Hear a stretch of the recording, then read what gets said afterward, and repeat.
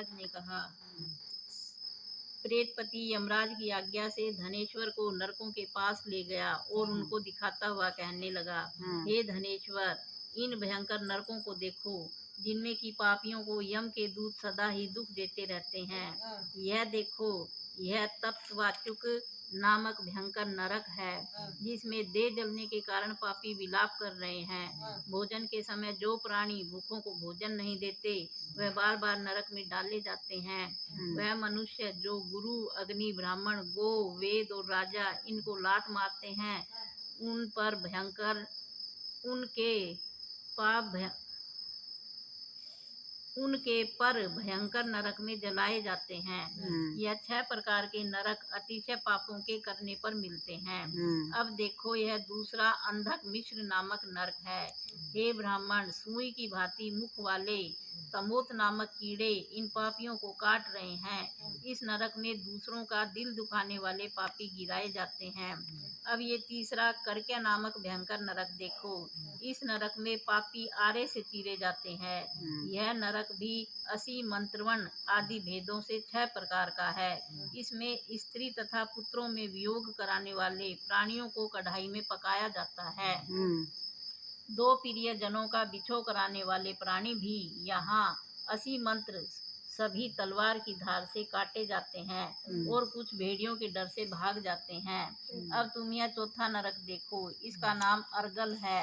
इसमें पापी लोग जोर जोर से चिल्लाते हुए इधर उधर भाग रहे हैं। इधर नाना प्रकार की या सांपों, फिर यमदूत पापियों को चढ़ा रहे हैं। यह नरक भी वध आदि भेदों से 6 प्रकार का है।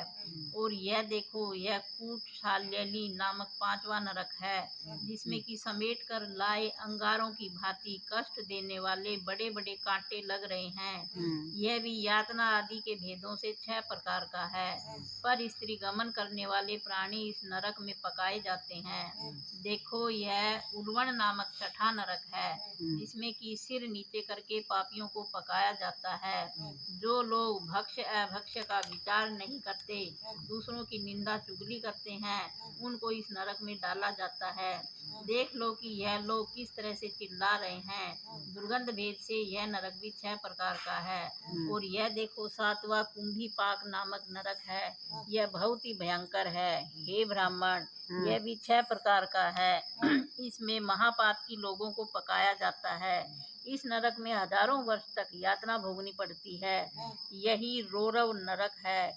इच्छा रहित जो पाप किए हैं वह सूखे, और इच्छा पूर्वक जो पाप किए जाते हैं वह पाप आर्द्र कहलाते हैं। इस प्रकार शुष्क या आर्द्र भेदों से यह पाप 2 प्रकार के होते हैं।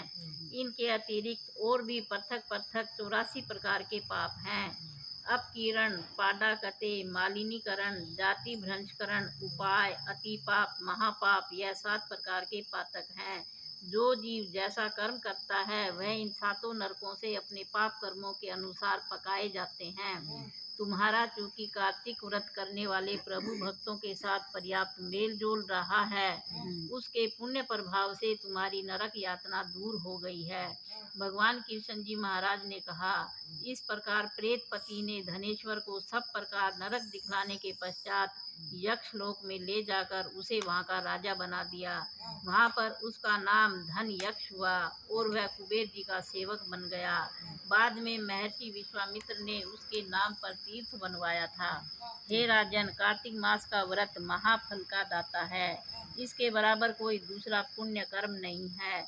जो कोई यह व्रत करता है तथा व्रत करने वाले का दर्शन करता है, उसे अवश्य मुक्ति मिलती है।